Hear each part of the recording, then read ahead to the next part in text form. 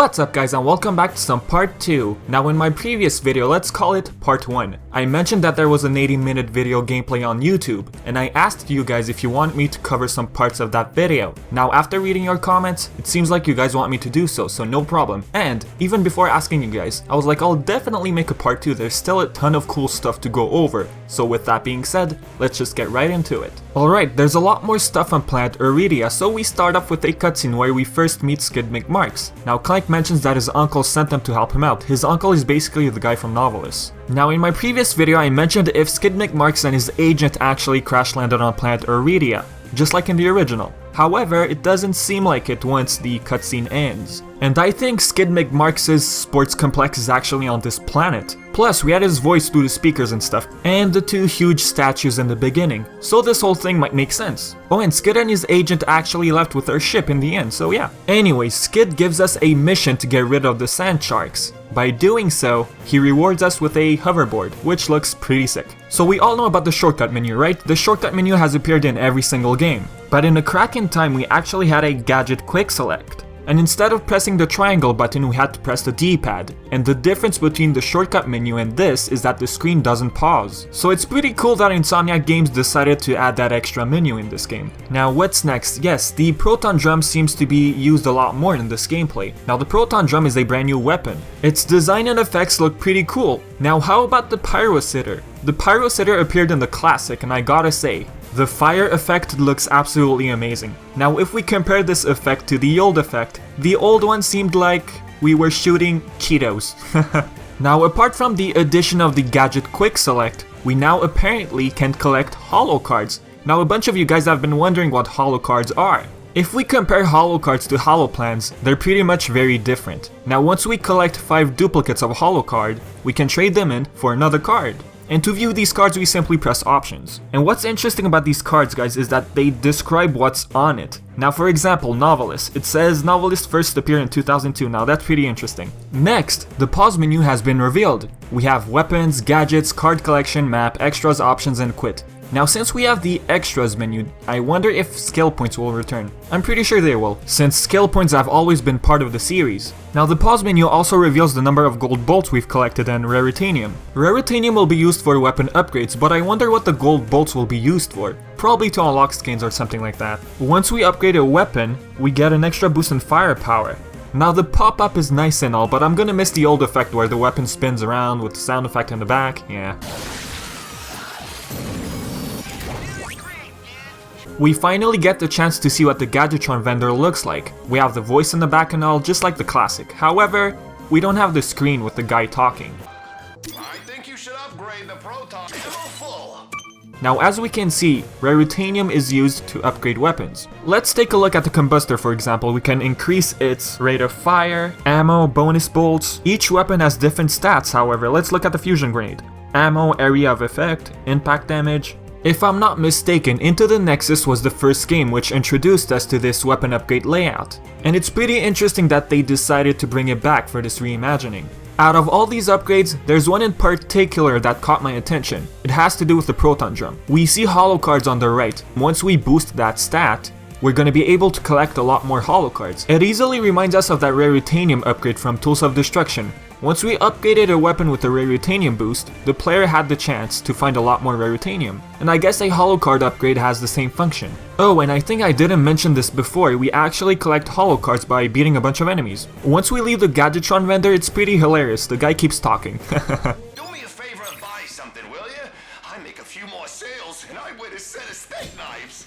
There's also one thing I forgot to mention on Planet Aridia. We reached this location where we have these two huge looking pipes, where the enemy goes from left to right. It really reminds us of the classics, it's pretty nostalgic. At one point, the camera starts moving on its own and we notice a gold bolt for the first time. Other than that, once we finish helping Skid and his agent, they give us an infobot. And guess what the infobot reveals? The hoverboard races on Planet Rilgar, or Blackwater City, let's call it. And at that point, guys, I was like, I cannot wait to see the gameplay, oh boy. So that's pretty much it for Planet Aridia. And now we move on to some brand new Blackwater City gameplay. We noticed something different this time. Ratchet is wearing his Galactic Ranger armor. And if we go to the Gadgetron vendor this time, we can purchase the groovitron and the pixelizer.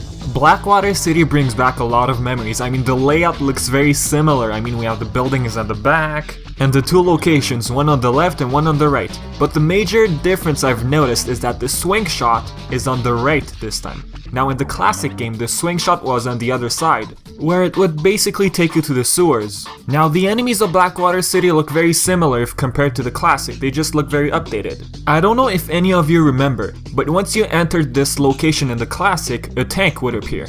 But the tank seems to be absent in this version. Well, for now. And our good old friends the Amiiboids are back. However, they don't have that noise they used to make.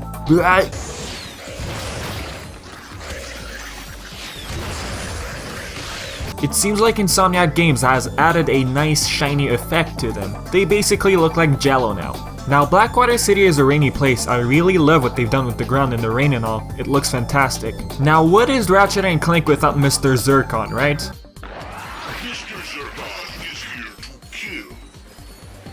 Mr. Zircon appeared in the Future Saga and I'm glad they brought him back. So now we see the tank which was absent in the beginning. Now the tank, compared to the original, is very recognizable.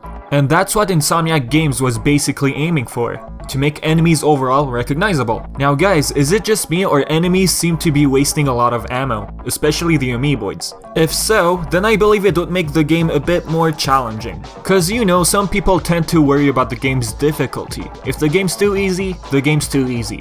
Even if the game has an easy level of difficulty, I don't care, I'm playing Ratchet and Clank. So the player collects another Holo Card, and this time we see Azimuth's Wrench. And now we can also see Angela Cross at one point. Now could this hint towards the future of the series? I don't know, it's too soon to tell. Now what's interesting is the set of complete cards. Once the player collects a complete set, the player gets a boost in stats. And what's funny about the Gadgetron vendor is that when you have enough bolts, the guy communicates, which is pretty cool. You've got enough bolts for the groovitron. Come see me. The player now proceeds to a cave-looking area. Now this area was also present in the classic, and it's nice to see it come back as well, in glorious HD. And guess what? The area with a bunch of laser walls is back. Now Insomniac Games has really outdone themselves. Nostalgia guys, right in the feels! Although the soundtrack of this new game sounds pretty good, I'm gonna miss the old soundtracks.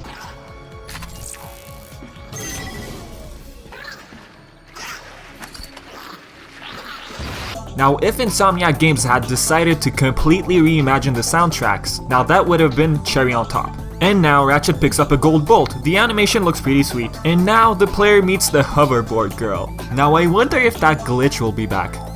Lol. Insomniac, you guys are funny. Anyways, right before moving on to the Hoverboard races, we noticed that the race has 3 cups, bronze, silver, and gold. So that basically means that we can come back to the races later on in the game. The player now finally moves on to the Hoverboard race. Like guys, I got so hyped up over this, like you can't even understand. Guys, what can I say? The track looks fantastic. It's mind-blowing. The graphics, the environment, the lighting, just all looks amazing. The huge pile of crates is back. Now this reminds me of that bolt glitch from the first game. You know, where you had to stand in the right position and use the toner.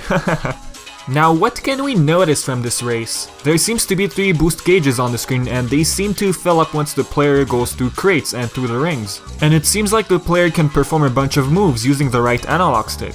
And if you remember, we were able to also perform moves in the classic. After watching a gameplay on the Gold Cup, the host mentioned the words Megacorp and Protopets. Race is brought to you in part by Megacorp, makers of this year's most anticipated toy, the Protopet. Pre-order yours today. Now I wonder if that kind of hints us towards something, like a future sequel or I don't know. Megacorp and the Protopets were in Going Commando, so who knows. At a point, Quark starts narrating, which is pretty hilarious. Rombox's lack of hoverboard experience sent him careening off the track. Thankfully, the track's teleport system would bring him back to the action. Alright, moving on. The taxi in this game looks a bit different. Now this taxi has appeared in the series a lot of times. Now our next mission takes place in the sewers. Oh boy, now this mission brings back a lot of memories. Now this mission involves the use of the Hydro Displacer, and by using the Hydro Displacer we can finally kill that annoying fish. Now there's one tiny detail I've noticed. Once the player moves the camera underwater, you can hear the water, it's pretty sick. Like I mentioned before, this mission brings back a lot of memories. Well, if I want to be more specific, it brings back a terrible memory in particular. The amazing mission where you had to survive without drowning. You had to swim around without drowning. And yes, this mission is back, ladies and gentlemen. This mission was probably easy for some of you guys, but for the others it was probably dreadful. By the looks of it, this mission looks pretty simple. Well, I'm just saying. Once the player makes it out of the sewers, we get a new cutscene. Now in the original, during this cutscene, the guy was guarding Quark's trailer, but in this version, it doesn't seem like it. And this is the guy who hands out the trespasser. Now that's a major difference right there if we compare it to the original. And I guess this guy is a different guy, not the guy we had in the classic. After the cutscene, the player uses the trespasser. Now let me tell you something, guys. I had so much trouble with the trespasser as a young kid. Oh boy. The layout looks exactly the same, except the colors are different, but it looks a lot nicer, I believe. Once we're done with the trespasser, a door opens and we get the first holo card. The R.Y.N.O holo card. So guys, the R.Y.N.O has been confirmed. There you go. Now judging by the photo on it, the R.Y.N.O starts with 4 missiles. And I guess once we fully upgraded, we end up with 6 or 7 missiles. Okay, at first I completely ignored the text on the left. I saw like R.Y.N.O 1, R.Y.N.O 2, R.Y.N.O 3 on the right side. I was like, what? More than one version of the R.Y.N.O is in this game? I was like, nah, what? But no, it's just 3 different sets of cards. Once we fill up all 3 sets, we come back and visit this guy and give him the holo cards. And that's how we get the R.Y.N.O. Associates would very much like to acquire these holo cards, and thus the full plan. And let me guess, if we give you all the holo cards, you'll build us the weapon. That is correct, my industrious friend. Now which one do you believe is easier, guys? Collecting bolts or finding a bunch of cards scattered throughout planets? Or let me put it this way. Do you prefer to build the R.Y.N.O or purchase the R.Y.N.O? Well, I don't know, there's something about both. Collecting bolts makes you feel like you accomplished something, and finding all the cards seems like you just collected cards, I guess. Once I played the very first Ratchet and Clank game, I was like, 150,000 bolts for the R.Y.N.O? How am I supposed to collect all of that? And once you did, you felt like you accomplished something. Okay, yes, despite the bolt glitch, guys. Okay, now it seems like you can purchase Mr. Zircon from Kerwan. And we get an extended cutscene with Al in the Robo Shack. Al basically installs the holopack on the Clank. Looking good, pal. Now gameplay on the train is back. Now the train compared to the original looks a lot more detailed. Like the train in the classic game looked very empty, nothing was on it basically, only a bunch of blargs. And the gameplay looks simply fantastic, what can I say? And later on when we complete this mission we get a brand new movie cutscene with Brax. Means you two are getting the accelerated course. Ha! That's right, lives at home 472. What's the matter? Don't like getting your butt kicked? Hey, Alaris. Hi, Brax. Alaris here is in charge of developing our gear and providing tactical support. Usually it's the former. The Rangers are the shoot first, think later type. I'm sorry, I didn't mean it to sound like that. Like what now? Come on, I'll show you around. Let's go, Cadet. Time to make you a ranger. I'll see you in a bit. We're gonna have so much fun! Your protosuit is the most advanced combat armor on the market. And it comes in all the latest fall colors. And at one point in that cutscene we see Alaris playing up your arsenal. Now that part was in the novel. Now I didn't think that she would actually be playing up your arsenal. Once we go outside the headquarters we can notice Quark's training course. Oh, and that Quark metal looking figurine thing is back. Now I wonder if we can blast that thing. Oh, and there's more than one apparently. Now the differences I've noticed between this one and the classic is that to move from one location to the next, the new game requires the swing shot, whereas the old one required Ratchet to use his wrench and slide on the metal rails. Okay, where is Helga though? By reaching the summit in the original we met Helga. Helga was pretty hilarious. Now since we haven't seen Helga yet, do you think we'll see her in the game somewhere? I guess we'll find out once we get our hands on the game. In this new version, once we reach the top, we simply get a gold bolt. So once we're done with the training course, we're introduced to a new cutscene.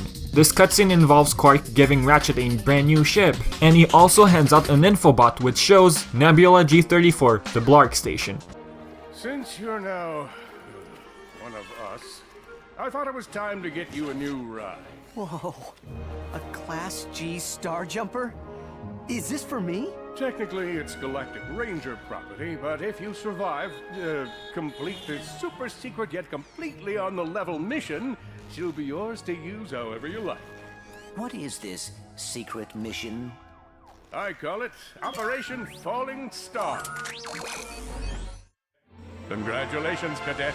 You've been selected for Operation Falling Star. Galactic Ranger Intel tells us Chairman Drek has a state-of-the-art weapons lab in Nebula G34. So basically, Nebula G4 has been confirmed. Now, what's also interesting about this cutscene is that they brought back that cartoonish looking animation from the Crack in Time. So Insomniac Games is basically squeezing in as much stuff as they can from the series. Like we had Angela Cross, Azimuth Wrench, and stuff like that. Now, before I end this video, guys, there's a few stuff I've missed from Planet Novalis. There was this one part in the gameplay where we had this exploding bridge. Now that bridge also appeared in the classic, so it's pretty cool to see everything return, guys. Now later on in that gameplay we get another cutscene with the plumber. What's funny is he makes another reference to the reboot. Oh, and right before going down that sewer pipe, the plumber gave us an infobot. And we see Drek for the first time in this game. Now, judging by the visuals and graphics, I'm gonna say that this cutscene is from the movie as well. And Drek is basically talking about his industries, that's basically it. Oh, and for his design, some people kind of miss his blue-looking alien eyes. But I actually like the normal-looking eyes. Like, look, Juanita also had blue eyes in the beginning and they gave her like human-looking eyes. I think it looks better. And if we go back to the Gadgetron vendor, we actually see Ratchet holding the weapons, which looks super cool. I think I just forgot to talk about that. So guys, that's pretty much it for this video. Now there's one thing I'm gonna miss for sure, the old soundtracks. I mean, David Burgo did some awesome work back then. If Insomniac Games had decided to completely reimagine the old soundtracks, now that simply would have been the cherry on top. But nonetheless, the game looks amazing as it is. Guys, if you have any thoughts, leave them in the comments. And as usual, thanks for watching, I've been Vivi, and I'll catch you guys next time.